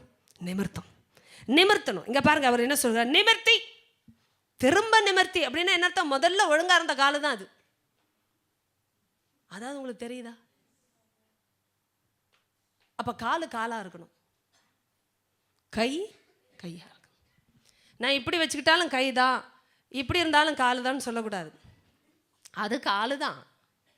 எத்தனை பேருக்கு அதாவது புரியுது? எப்படி வைத்தாலும் காலு தான், எப்படி வைத்திருந்தாலும். ஆனாலும் அது இருக்க வேண்டிய பிரகாரமாக இல்லைன்னா பிரயோஜனம் இல்லை. இப்போ உங்களுக்கு எனக்கும் அதான் நான் சொன்னேன் கடந்த வாரம், சில விஷயம்லாம் பழகி போயிட்டதுன்னா அது அப்படி தான் இருக்கும். பல வருஷம் பழகின விஷயம் திடீர்னு நிமித்தனா தாங்கவே முடியாது. சில பேர் வாழ்க்கையில் சில விஷயங்கள் பழகியே போயிருக்கும். இப்படி தான் இருந்து, இப்படி தான் பேசி, இப்படி தான் யோசித்து, நமக்கு சில எண்ணங்கள் கூட பழகி இருக்கும். உங்களுக்கு அது தெரிய வரும்படியாக நான் இயேசு நாமத்தில் பிரகடனப்படுத்துகிறேன். காலையில் எழுந்திரிச்சா ஒரு எண்ணம் வந்து உட்காந்துரும். அது என்ன வழக்கமாக நம்ம நினைக்கிறது. எத்தனை பேருக்கு ஐயோ உங்களுக்கு புரியுமா? புரியாது. நீ புரியாதது போல் தான் பார்ப்பீர்கள், ஆனாலும் நான் பேசுகிறேன். ஒரு எண்ணம் வந்து உட்காந்துன்னா அதில் சாகிற வரைக்கும் சில பேருக்கு ஒரு பேட்டர்ன் இருக்குது. அந்த பேட்டர்ன்லேயே தான் குக் பண்ணுவாங்க, அந்த பேட்டர்னில் தான் எல்லாம் ட்ரெஸ் பண்ணிக்கிட்டு ஆஃபீஸ் போவாங்க. அவங்க பஸ்ஸில் உட்காந்தாலும் அதுதான், காரில் போனாலும் அதுதான், நடந்து போனாலும் அதுதான். இதே எண்ணம் தான். குறுக்கிடுகிற காரியங்கள் வர அனுமதிக்கவே மாட்டார்கள். ஏதாவது பேசிவிட்டு எதையாவது செய்துவிட்டு திரும்ப அதே எண்ணம் தான். எத்தனை பேருக்கு அதெல்லாம் புரிகிறது? அதே நோக்கங்கள் தான். இப்போ கர்த்தர் சில ரொட்டீனெல்லாம் அசைக்கும் பொழுது வலிக்கவே வலிக்கும். இது வரைக்கும் நான்லாம் பண்ணதே இல்லை. சில பேர் கேட்பேன், நான் ரொம்ப ஆச்சரியமான ஜனங்கள், தேவ ஜனங்கள், பெக்யூலியர் பீப்புள். ப்ரேயர் இருக்குங்க 7 to 8 காலையிலையான்னு கேட்பாங்க. அப்போ நான் சொல்லுவோம், காலையில் 7 மணி வைத்தாலும் வந்து விடுவீர்கள் போலும். நல்ல ஜனங்கள், அவ்வளோ உஷாராக இருக்காங்க.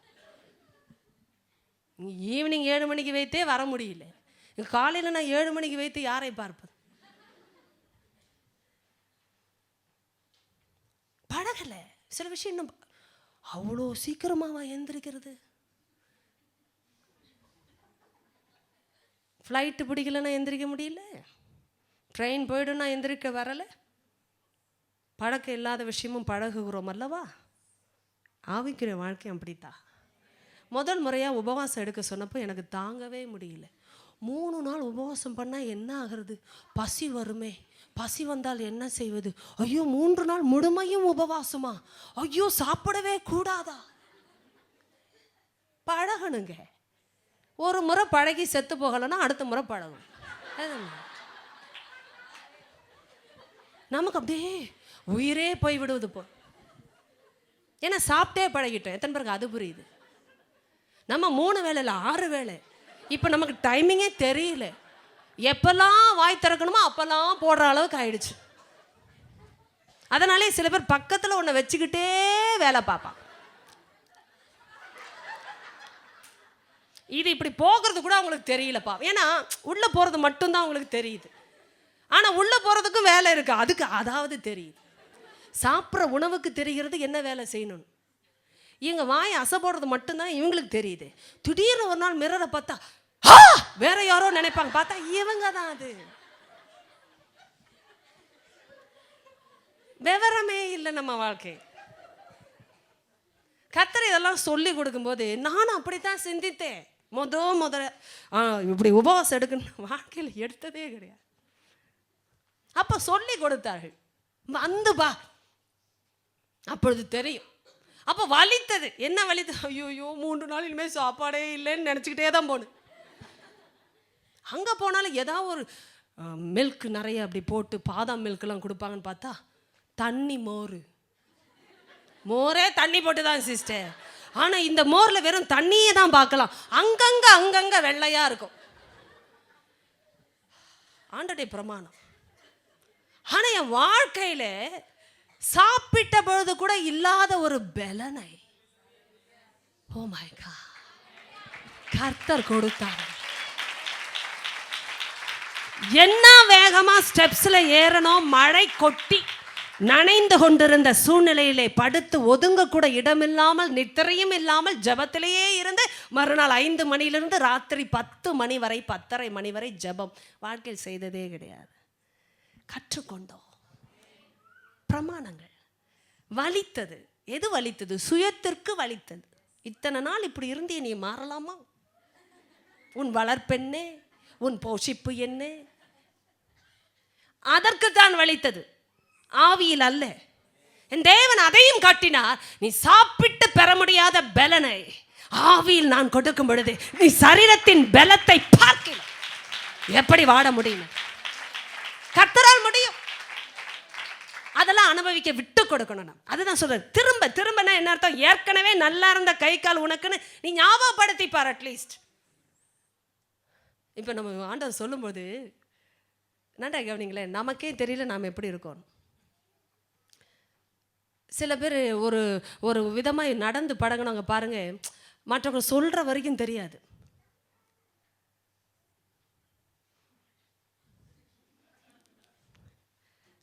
நமக்குள்ள ஒரு சில பழக்க வழக்கங்கள் நம்ம மாற்றியிருக்கோம். அதை பார்க்குறவங்க தான் சொல்லணும், கொஞ்சம் நிமிர்ந்து நடங்க, கூணு போடாதீங்கன்னா. அந்த ஆமாம் நம்ம கூணு போட்டு நடக்கிறோம். நம்ம நினச்சிக்கோ அது தாழ்மையாக நடக்கணும். அப்போ சில பேர் பார்த்து நம்ம திருத்தணும். அப்போ தான் நம்ம நிமிர்ந்து நடக்க கற்றுக்கொள்ளுகிறோம். ஏன்னா என்னண்டா கவனிங்களே, உங்களையும் நீங்கள் பார்க்க முடியாது. அது எத்தனை பேருக்கு தெரியும்? நீங்கள் உங்களை பார்த்து கொள்ளவே முடியாது.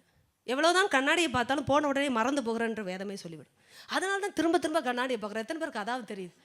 இப்போ தானே 10 வாட்டி பார்த்து தலை சீவனு திரும்பவும் போகிறதுக்கு முன்னாடி, ஏன்னா பார்த்ததெல்லாம் மறந்து விட்டது. ஆண்டவரும் சொல்லுகிற, நீ வேதத்தை அப்படி பார்க்குற வரைக்கும் மறந்து கொண்டு தான் இருப்பாய். அப்பப்போ போய் பார்க்கறது. பார்த்தாச்சா இவங்க என்ன செய்திருக்காங்க பார்த்துருக்குறாங்க. பார்த்தோன்னே திரும்ப தூங்குறதுக்கு முன்னாடி பார்க்கணும், ஏன்னா பேய் வந்து விடக்கூடாது ராத்திரி. இப்படி பார்த்தா எப்படி புரியும்? உற்று பார்க்கணும். அதனால தான் சுயாதீன பிரமாணமாகி இந்த நியாய பிரமாணத்தை உற்று பார்த்து அதில் எழுதியிருக்கிறபடியே செய்கிறவன் எவனோ அவனே பாக்கியவன். பார்த்து விட்டு மறந்து போகிறவன் அல்ல. அப்ப கண்ணாடியை பார்த்து விட்டு தன் சுய சாயலை மறந்து போகிறபடியே இந்த சுயாதீன பிரமாணத்தை பார்த்து மறந்து போகிறவன் இருக்கிறான். அப்ப பார்த்துட்டு மறந்து போகிற பிரமாணம் அல்ல இது. நாம் உற்று பார்க்க வேண்டும். ஆமென். இப்ப உற்று பார்க்கிற இடத்துல தான் கரெக்ஷன்ஸ் வரும். இப்ப நீங்க கண்ணாடியை சும்மா பார்க்கறதுக்கும் உற்று பார்க்கறதுக்கும் வித்தியாசம் இருக்கா இல்லையா? எத்தனை பேருக்கு அதெல்லாம் புரிகிறது? ஐயோ சிஸ்டர், அதனால தானே 1 மணி நேரம் ஆகுது எனக்கு. இவங்க உற்று பார்க்கிறார்களோ இல்லையே, இவர்களை மாற்ற பார்க்கிறார்கள். அதனால தான் நேரம் ஆகிறது. எத்தனை பேருக்கு அது புரிகிறது? இவங்களை மாத்திர நேரம் உற்று பார்த்தா நல்லா இருக்கும். உற்று பார்த்தாலே உருப்படும். இவங்க வேற ஆளா மாறிக்கொண்டு இருப்பாங்க கண்ணாடியை பார்த்துட்டு. அது வேண்டாம். கர்த்தர் சொல்லுகிற, நீ உற்று பார்த்தாலே உருப்பட முடியும். அதுவே விடுதலை செய்யும். அப்படின்னா என்னத்தோ எனக்குள்ள இருக்கிற குறைவுகளை அதை காட்டி கொடுக்கணும். இப்போ கர்த்தர் சில விஷயங்கள் அப்படி பேசும்போது நம்ம உற்று பார்க்க அழைக்கப்பட்டிருக்கோம். அப்போ பாருங்க, இன்னும் நான் போகவே முடியல பாருங்க, இதே வார்த்தை. அப்போ ஆண்டவர் சொல்லுகிற, நீ இப்போ நிமிர்த்தும் பொழுது வலித்தாலும் நிமிர்த்து. என்ன விஷயம்? முடமாக இருக்கிறது பிசகி போகாமல் சொஸ்தமாகும்படிக்கு. ஏமே நன்றி கவனிங்க. இந்த முடமாக இருக்கிற விஷயம் பிசகி போய்விடும். அப்படின்னா என்ன அர்த்தம்? அதனுடைய இடத்தை விட்டு அது போய்விடும். அதனுடைய தன்மையை இழந்து விடும். அதனுடைய வடிவத்தை இழந்து விடும். அந்த நிலைமை வராததற்கு முன்பாக அதை நீ நிமிர்த்துவாய் என்றால் சொஸ்தமாகும். ஆமே நன்றி கவனிங்களேன். வலிக்க செய்து பாருங்க. ஆமேன் ஆமேன் ஆமேன். ஐயோ ஆண்டவரே எனக்கு வலிக்குது ஆண்டவரே சொல்லும் போதே செய்து பாருங்களே, நீங்க சொஸ்தமாவீர்கள், சொஸ்தமாவீர்கள், இயேசுவின் நாமத்தில் சொஸ்தமாவீர்களே, ஆமென் என்று சொல்லி. ஆமென், ஹalleluya. ஆண்டவர் சொன்னார், உன் முகநாடி ஏன் வேறுபட்டது, உனக்கு ஏன் எரிச்சல் உண்டாயிற்று? அப்போ எனக்கு கோபமா இருக்கிறது என் பிறப்புரிமைன்னு சொன்ன என்ன அர்த்தம்? ஏன் நீ ஏன்பா கோபமா இருக்கிற அப்படின்னு அவர் கேட்டார்னா என்ன அர்த்தம்? அந்த கோபத்துடைய வேற அவருக்கு தெரியும். ஆனாலும் கேட்டார். ஏன் கேட்டார்? அப்பதான் உனக்கு புரியணும். அது நல்லா இல்ல. ஓ முகநாடி ஏன் வேறு, எத்தனை பேருக்கு அதெல்லாம் புரியுதுங்க பாஷை? உன் முகநாடி ஏன் வேறுபட்டதுன்னா என்ன அர்த்தம்? உன் முகம் இருக்கிற விதமா இல்லையே.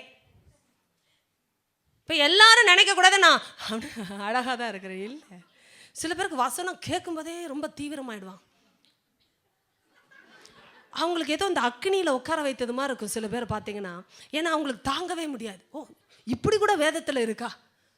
ஏன்னா எப்போவுமே என் கர்த்தர் எப்படிப்பட்டவராக இருக்கிறார்? நல்ல மேய்ப்பராய் என்னை அமர்ந்த, அவங்களுக்கு எப்போவுமே சைலண்ட்டாக இருக்கணும். எல்லாமே அமர்ந்த தண்ணீர் அண்டில் கொண்டு போய் விடுகிறான். தண்ணீர் கூட தழும்பக்கூடாது அவங்களுக்கு பாவம். ஏன்னா அது ஆடு தழும்புனா ஓடிடும். ஆண்டருக்கு அதெல்லாம் தெரியும். ஆனால் அமர்ந்த தண்ணீர் அண்டையில் கொண்டு போய் விடும்போது அவருக்கே தெரியும் அது பசும்புல்லை தான் சாப்பிடும் பாவம், இல்லையா?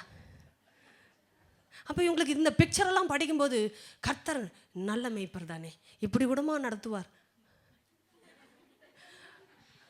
ஆடு நடந்தா நல்லா நடக்கணும்னு ஒரு மேய்ப்பனுக்கு அக்கறை உண்டா இல்லையா?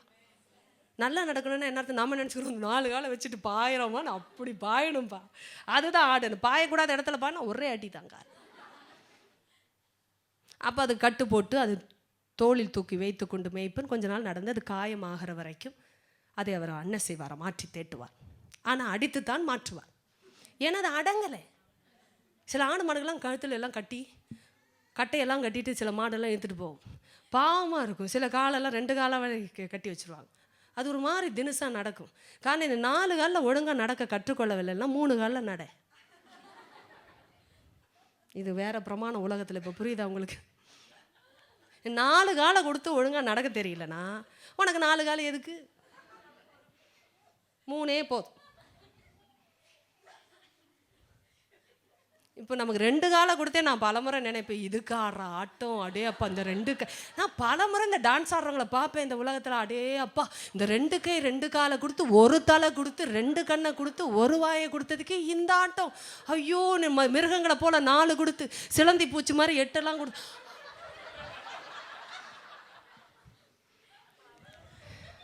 கர்த்தர் ரொம்ப நல்லவருங்க. நான் யோசிப்பேன், இந்த 2 கால் கைக்கே இந்த என்னன்னா ஸ்டெப்ஸை கண்டுபிடிக்கிற மனுஷன் பார்த்தீங்களா?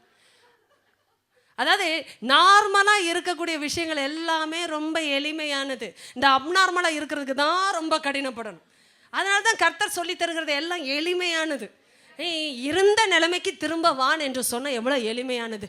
ஏற்கனவே இருந்த கால் உனக்கு எப்படிப்பட்ட கால் என்று தெரியுமே என்று சொல்வதே வெளிச்சத்துக்குரிய பிரமாணம்.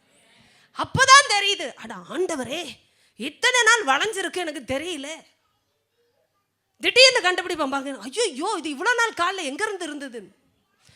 சில விஷயம் அப்படிதான். ஏன்னா ரொம்ப நாள் நம்ம அட்டன் பண்ணாத விஷயங்கள், அதாவது சரியாக குளிச்சாதான் அது தெரிய வரும். சில பேருக்கு அவசரத்தில் குளிக்கும்போது அவங்க என்ன குளித்தார்கள் என்று அவர்களுக்கே தெரியாது. தண்ணி மேலே ஊற்றினா போதும். சில பேருக்கு அதை கேட்டாங்க, ஊற்றிட்டு வந்தேன்னு கேட்பாங்க. ஊற்றிட்டு வந்தாலும் சுத்தமாகாதுங்க. குளித்து வருவதே சுத்தம் என்றால் என்ன அர்த்தம்? சரியாக குளிக்கும் அப்படின்ட்டா சில பேருக்கு என்ன இருக்குன்னே தெரியாது. சில நாள் அது பான் சேர்ந்து கொண்டே இருக்கும், தெரியாது. சில இடங்களில் என்ன நடந்ததுன்றே தெரியாது. Unattended places. நம்ம சில விஷயங்களை நம்ம அட்டன் பண்ணியே இருக்க மாட்டோம். எனக்கு ஆண்டவர் அதனால தான் சொல்லுகிறார், ரொம்ப அது பல நாட்கள் ஆகி அப்படியே இருக்கிற அந்த சூழ்நிலையை நீ விடுவாய் என்றால் அது முடமாகுமே. ஆனால் சொஸ்தமாகிறதுக்கு ஒரே ஒரு வழி, அதை நீ திரும்ப அப்படின்றா. கர்த்தர் எப்படி நம்மை வைத்திருக்க விரும்புகிறாரோ அந்த நிலைமையில் திரும்ப. ஆமென் என்று சொல்கிறேன். நான் ஒன்றை தீர்க்க தரிசனமாக சொல்லட்டும், உங்களை கர்த்தர் எந்த நிலைமையில் அழைத்தாரோ வைத்தாரோ அதுதான் நீங்கள் இருக்க வேண்டிய இடம். தேவை இயேசு நாமத்தை பெற்றுக்கொள்ளுங்கள். அப்படியாக கடவுள், அப்படியாக கடவுள். ஆமென். ஓ ஆண்டவரே, எவ்வளோ வருஷம் ஆயிடுச்சு. நான் எப்படியெல்லாம் ஜெபிப்பேன், நான் எப்படியெல்லாம் உங்கள் வேதத்தை படிக்கும் பொழுதே அழுவேன், சிரிப்பேன். ஆண்டவரே, நான் எப்படியெல்லாம் உங்களோட பேசுவேன், மணிக்கணக்கில் நேரம் போவது தெரியாமல் உங்களை குறித்தே சிந்திப்பேன், உங்களை குறித்தே பேசுவேன். ஒரு லவரை பற்றி பேசுகிறது போல நேரம் கடப்பது தெரியாமல் அவரை பற்றி பேசின நாட்கள். எந்த பாய் ஃப்ரெண்டு கேர்ள் ஃப்ரெண்டை பற்றி கூட அப்படி பேச வராது, அப்படி பேசின நாட்கள். டைம் போகிறதே தெரியாமல் அவரை குறித்து பேசினேன். ஓ மை காட், இவ்வளோ டைம் ஆயிடுச்சா, சாப்பிடக்கூட மறந்து, தூக்கத்தை கூட வெறுத்து அவரை பற்றி பேசிக்கொண்டே. அதெல்லாம் ஆரம்பம். அந்த ஸ்டேஜில் ஏன் நான் திரும்ப வரக்கூடாது? அதனால தான் கர்த்தர் சொல்ற, திரும்ப நிமிர்த்து, நீ சொஸ்தமாகும் படிக்கு. ஏமே, சொஸ்தமானாலே என்ன நார்மல் ஆயிடுச்சுன்னு அர்த்தங்க. கரங்களை தட்டி, சொஸ்தமானாலே நார்மல் ஆயிடுச்சுன்னு அர்த்தம். ஏமே, கர்த்தர் அப்படியே செய்வாரா. இன்னைக்கு ராத்திரி நான் முக்கியமாக ஒரு குரூப்பை பற்றி பேச வேண்டும் என்று இதோட இணைப்பில் நான் நினைத்தேன். ஏனென்றால் சில நேரம் நம்முடைய வாழ்க்கையில் நான் தொடர்ந்து போக வேண்டிய சூழ்நிலை வரவில்லை என்ற நேரம் கடந்திருக்கிறது. தேவன் பிரிக்கும் பொழுது வலிக்கும், தேவன் போதிக்கும் பொழுது வலிக்கும். ஏனென்றால் போதிக்கப்படுவது என்பது மூளை அறிவு அல்ல, இருதயத்தின் அனுபவம். அப்படி என்றால் சில விஷயங்களை அவர் பிரித்து நம்மை ஒதுக்கி நம்மோடு அவர் இடைப்பட நினைக்கிற அந்த தருணங்கள் நமக்கு வலிக்கும். ஏனென்றால் உலகம் பிரியும், உலக நண்பர்கள் பிரிவார்கள், ஆவிக்குரிய வாழ்க்கையில் இல்லாதவர்கள் பிரிவார்கள், மாம்சத்தில் இருக்க வேண்டும் என்று விரும்புகிறவர்கள் பிரிவார்கள். இந்த சூழ்நிலையில் தனிமைப்படுத்தப்படுகிற ஒரு தேவ பிள்ளைக்கு பிரமாணம் இனிமையானதாய் மாறும். ஏனென்றால் அவர்கள் தேவனோடு இருக்கும்படியாய் வந்திருக்கிற ஒரு பிரிவு அது. நீங்கள் அதில் எதையுமே இழப்பது இல்லை, மாறாக எல்லாவற்றையும் பெற்றுக்கொள்ளுகிறேன். அதனால தான் ஆண்டவர் என்று சொல்ல போகிற அந்த கூட்டத்தை குறித்து நான் அடுத்த வாரம் உங்களிடத்தில் பேசுவேன். இவர்கள் எல்லாம் எப்படி ஆண்டவருக்காக இப்படி இருந்தாங்க. நன்றா கவனிங்களேன். யார் வேண்டுமானாலும் எப்படி வேண்டுமானாலும் இருக்கலாம். ஆனால் ஒரு கூட்டம், ஆண்டவர் பிரித்த அந்த கூட்டம் என்று சொல்வதை பார்க்கிலும் ஆண்டவருக்காக பிரிந்த கூட்டம். கர்த்தர் எல்லாரிடத்திலும் தான் இடைப்பட்டார். ஆனால் இந்த கூட்டத்துக்கு ஒரு தனி வைராக்கியம் இருந்தது. இவர்கள் எந்த அளவுக்கு பிரிந்தார்கள் படித்த பொழுது பயங்கர அதிர்ச்சியாக இருந்தது. இப்படியும் ஒரு ஆள் இருக்க முடியுமாயா? எல்லாரும் எல்லாம் இதுதான் இயல்பு, இப்படித்தான் வாழ வேண்டும் என்று சொல்லும்பொழுது இவர்கள் வித்தியாசமாய் வாழ்ந்தார்கள். அதை ஆண்டவரை பார்த்து சொன்னார், இவர்களுக்குத்தான் நான் அதை செய்ய அனுமதிப்பேன், வேற யார் கையிலே அதை நான் கொடுக்கவே மாட்டேன். அப்படி என்று அவரே கொடுத்தாராம் பதவியை, அவரே ஊழியத்தை பிரித்தாராம். ஏனென்றால் அவர்கள் தேவனுக்காக அப்படி நின்றார்களாம். அப்படிப்பட்ட ஒரு பிரிவு வரும்பொழுதுதான் இந்த சத்தியத்தின் வல்லமை இன்னும் நமக்கு புரிய போகிறது. ஆமே, இன்று நாம் என்ன நிலைமையில் இருந்தாலும் ஆண்டவர் சொல்லுகிறா, நீ திரும்பவும் நிமிர முடியும். இதுதான் உங்களுக்கு இந்த ராத்திரி கர்த்தர் சொல்லுகிற தீர்க்க தரிசனம். நீங்கள் திரும்பவும் நிமிர முடியும். கர்த்தர் உங்களை நிமிர்த்தி பார்க்க விரும்புகிற தேவனையா, உங்களை நிமிர பண்ணுகிற தேவன் எஸ். குறுகி நொந்து முடமாகிற நிலைமையில் அழுகி போக முடிய வைத்திருந்த பிசாசை இன்னைக்கு நீங்கள் கடிந்து கொள்ள போகிறீர்கள். நான் அல்ல, நீங்கள். நன்றாய் கவனிங்க. நம்ம இவ்வளோ இழந்திருக்கோம்னு சொன்னால் பிசாசெல்லாம் நீங்கள்லாம் சாதாரணமாக விடக்கூடாது. அந்த அளவுக்கு நீங்கள் திரும்பி கொடுக்குற ஆளாக மாறணும். ஏடத்தனையாக நீங்கள் திரும்ப பிடுங்கணும் காரியங்கள். இவ்வளோ கஷ்டப்பட வச்சல, அதற்கே என் தேவனுக்காக நான் நிற்பேன். அந்த வைராக்கியம். எழுந்து நில்லுங்கப்பா, கர்த்தருக்குள்ள சொல்லுங்க, அப்பா நான் உமக்காக நன்றி செலுத்தி என் வாழ்க்கையை அர்ப்பணிக்கிற இந்த நிமிஷம் நீங்கள் என்னை தனியாக இருக்க விடவில்லை தகப்பனே, தொடர்ந்து என்னோடு பேசி கொண்டு இருக்கிறேன். நன்றி சொல்லுங்க பாப்பா. எவ்வளோ நல்ல தேவன் அவர். ஹல்லேலூயா. அப்பா உமக்கு கோடா கொடி ஸ்தோத்திரம். சொல்லுங்க, நீங்க எவ்வளோ பெரிய ஆண்டவர் என்பதை என் வார்த்தையினால நான் வர்ணிக்கவே முடியாதுப்பா. நீங்க ரொம்ப வார்த்தைக்கு அப்பாற்பட்ட நிலைமையில பெரிய தேவனா இருக்கிறேன் ஐயா. என்னோட இடைப்பட்டு இந்த ராத்திரியும் பேசினீரே. நான் ஆண்டவரே நெகிழ்ந்த கைகளையும் தள்ளாடுகிற முழங்கால்களையும் திரும்ப நான் நிமிர்த்தி, ஹல்லேலூயா, அதை பலப்படுத்தி ஆண்டவரே நான் முடமாய் போயிருக்கிறது சொஸ்தமாகும்படி, நான் முடமாய் போகாதபடிக்கு சொஸ்தமாகும்படி நான் திரும்பவுமாய் வருகிறேன் என்று சொல்லுங்க. போதும் ஆண்டவரே, எங்கெல்லாம் நான் பழைய வாழ்க்கைக்குள்ள நான் திரும்ப போகணுமோ அப்படி என்றால் பாவ வாழ்க்கை அல்ல, ஆண்டவர் உங்களை அழைத்த பொழுது இருந்த அந்த உயரம், அந்த தீர்க்க தரிசனத்தின் உயரம், அந்த விளக்கு எரிந்து விளக்கு தண்டின் மேல் உட்கார்ந்து கொண்டிருந்த உயரம், ஆண்டவர் சொல்லுகிறார் அதுவே நீ என்னை ஆதி அன்பிலே பற்றி கொண்டிருந்த உயரம். பரிசுத்த ஆவியானவரே, அந்த ஆதி அன்புக்குள்ள எங்களை மறுபடியும் திருப்புங்கப்பா, மறுபடியும் திருப்புங்கப்பா. நாங்கள் ரொம்ப சாதிக்கணும்னு அவசியம் இல்லை, உங்க சமூகத்தில் உட்கார்ந்தா போதும், உங்க அன்பை நாங்கள் ருசித்து கொண்டே இருந்தா போதும், உங்க வார்த்தை நாங்கள் பருகி கொண்டே இருந்தா போதும். ஒரு வெள்ளத்தை போல, ஒரு நீரூற்றை போல ஆண்டவருடைய ஜீவ நதியானது இப்பொழுதே புறப்பட ஆரம்பிக்கிட்டோம். உங்க வயிற்றிலிருந்து அது புறப்பட ஆரம்பிக்கிட்டோம். அப்பா பல நாட்கள் ஆயிட்டுப்பா, நான் அந்நிய பாஷையில் சரளமா ஜெபித்து, ஆண்டவரே நான் விடுதலையை ஜெபித்து பல நாட்கள் ஆயிட்டுப்பா. ஆனாலும் நான் நிமிர்த்துகிறேன்னு சொல்லுங்க. நிமிர்த்துகிறேன்னா என்ன அர்த்தம்? வாயை திறந்து கஷ்டப்பட்டு பேசுகிறது போல் இருந்தாலும் சொல்லுங்க, இயேசுவே விடுதலையை கொடுங்க, எனக்கு உதவி செய்யுங்க. பரிசுத்த ஆவியானவரே என்னை பலப்படுத்துங்க. என்னை மறக்க வேண்டிய காரியங்கள் எல்லாம் மறக்க பண்ணுங்கப்பா. என்னை நான் ஆண்டவரை விட்டு பிரிக்க வேண்டிய காரியங்கள் எல்லாம் பிரியும்படி இறக்க செய்யுங்கப்பா. இயேசுவின் நாமத்தில் பிதாவை நாங்கள் கேட்டுக்கொள்கிறோம். இப்பொழுதே அது உண்டாகட்டும். இயேசுவின் நாமத்தில் சம்பவிக்கட்டும் என்று சொல்லி நான் இப்பொழுதே பிரகடனப்படுத்துகிறேன். எல்லா ஆவியில, ஆத்துமாவில, சரீரத்தில் ஒரு பரிசுத்தம், ஒரு சுத்திகரிப்பு இயேசுவின் நாமத்திலே உண்டாக கடவுது, உண்டாக கடவுது பிதாவே. இப்பொழுதே அது நடந்து கொண்டிருக்கு தேவ பிள்ளையே.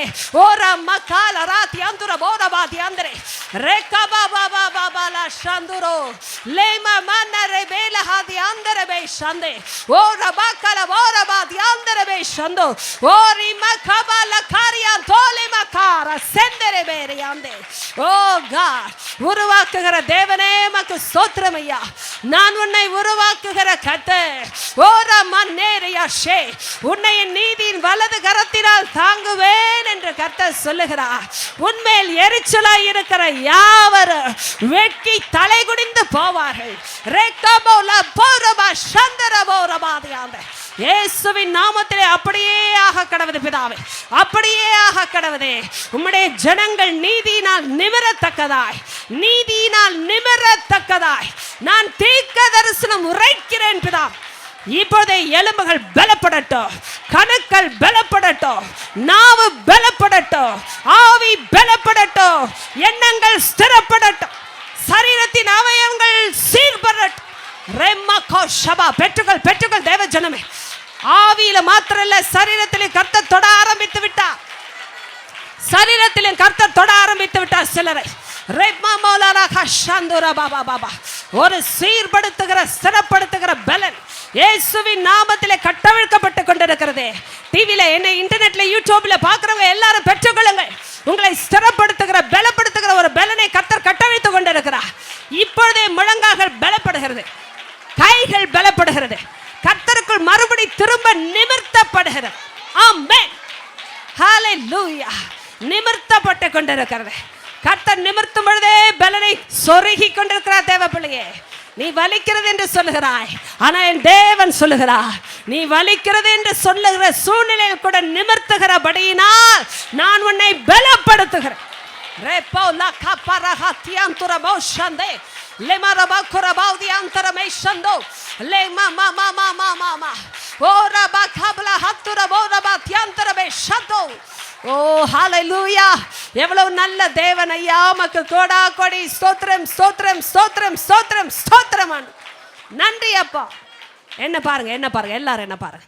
பரிசுத்த ஆவியானவர் இப்ப சொன்ன ஒரு விஷயம் நான் உங்களுக்கு பிரகடனப்படுத்தட்டும்.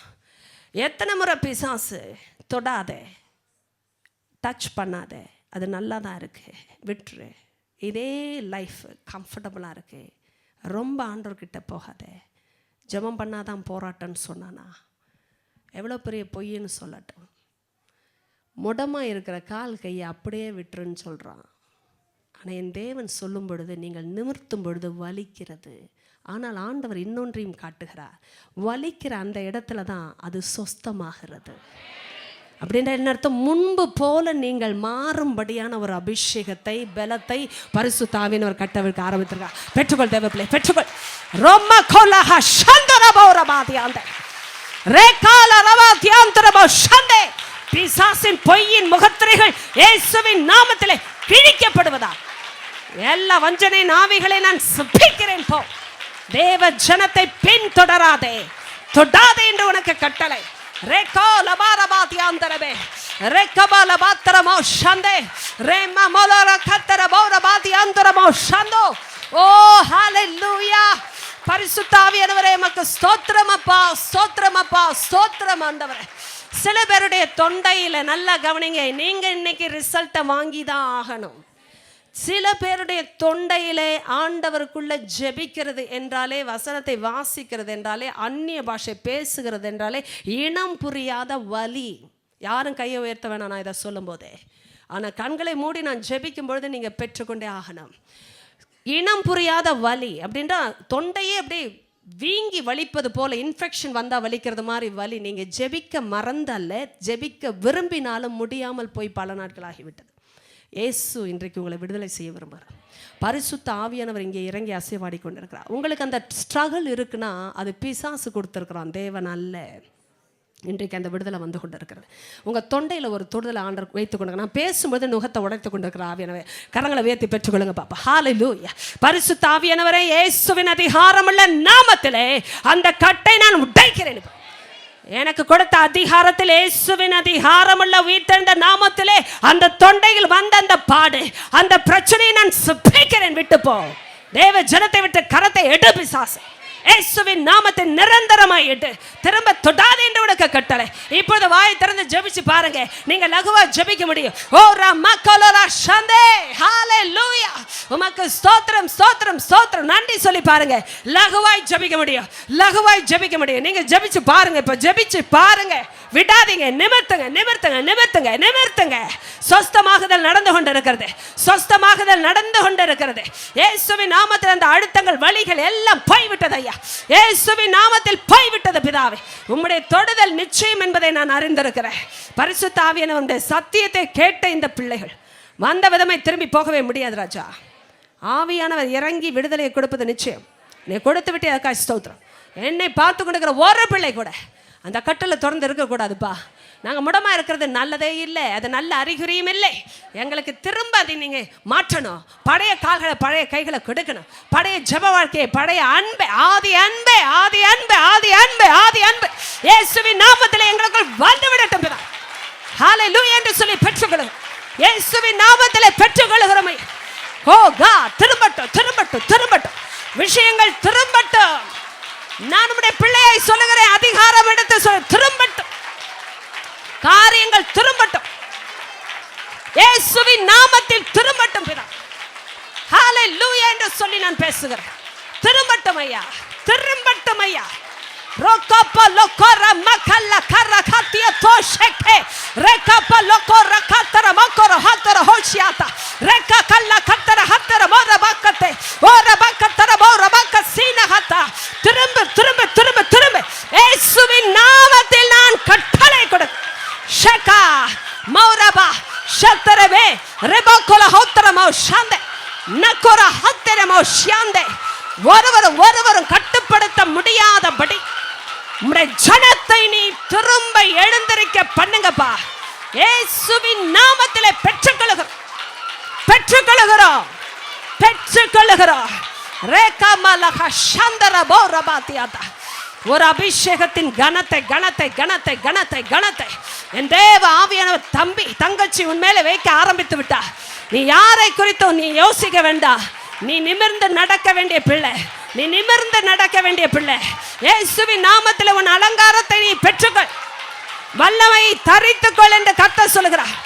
உன் அலங்காரத்தை பெற்றுக்கொள், உன் வல்லமையை தரித்துக்கொள். ரேமா லோகோ ஷாந்த ரெமாகோ ரமன்னா கஷ்யாந்தே ரேமா லோகோ ஷியாதா ரெபோல கரியான் துரும கோஷிப்பர மன்ன ஹெத்தர மௌரபாக்க சேனமார ஹாதியாந்த. பரிசுத்த ஆவியானவரே உமக்கு ஸ்தோத்திரம் ஐயா. ஒவ்வொரு பிள்ளையின் மேலும் அதிகாரம் எடுத்து நீ சொன்ன வார்த்தைகள், உம்முடைய தொடுதல் பரலோகத்தின் முத்திரை அதில் இருக்கிறபடியினால் பிசாசு அதை நெருங்க கூட முடியாது. நான் சபிக்கிறேன் அவன் பொய்களை.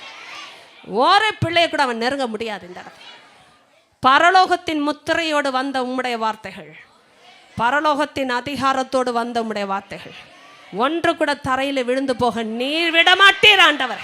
நீ விடமாட்டீர் ஆண்டவர், விடவே மாட்டீர். இயேசுவின் நாமத்தில் எங்களை இறுக பிடியும் ஐயா. உலக மாம்சம் பிசாசு தொடவே கூடாது. வாதை, விபத்து, வீழ்ச்சி, பாவம் தொடக்கூடாது. சாபங்கள் நெருங்கக்கூடாது. அகால மரணங்கள் நெருங்கக்கூடாது. வாகனங்கள் மேலும் உம்முடைய பிள்ளைகளுடைய கூடாரங்கள் மேலும் உம்முடைய அக்கினியின் ஸ்தம்பத்தையும் மேக ஸ்தம்பத்தையும் கொழுந்து விட்டு எரிகிற அக்கினி பிரகாசத்தையும் உண்டாக்குகிற என் தேவன், சீயோன் வாசஸ்தலங்கள் மேலே உலாவுகிற தேவன். ஓ ரம்மலோ ரகாஷிக்கரே நலகோ, எங்கிருந்து உம்முடைய பிள்ளைகள் வந்தாலும் உடைய வாசஸ்தலங்கள் மேலே கொழுந்து விட்டு எரிகிற அக்கினி பிரகாசங்களை உண்டாக்கி கொண்டிருக்கிறீரப்பா. இந்த சபைக்கு வந்து போன ஒரு பிள்ளைய கூட விடாதீங்கப்பா. பாதுகாத்துக்கோங்க, பராமரிங்க, தொடர்ந்து போதியுங்க. இயேசுவின் நாமத்தில் காத்துக்கொள்ளுங்க. உமக்காக எழும்புகிற ஒரு சேனை இருக்கட்டும், தொடர்ந்து எழும்பட்டும் ஐயா. இயேசுவின் நாமத்தில் நான் தீர்க்க தரிசனம் உரைத்து ஜாதிகளை வாழ்த்துகிறேன், ஆசீர்வதிக்கிறேன். இயேசுவின் உயிர்த்தெழுந்த நாமத்தில் ஜெபிக்கிறோம் எங்கள் அன்பின் பிதாவே. எல்லாரும் ஆமென், ஆமென், ஹல்லேலூயா.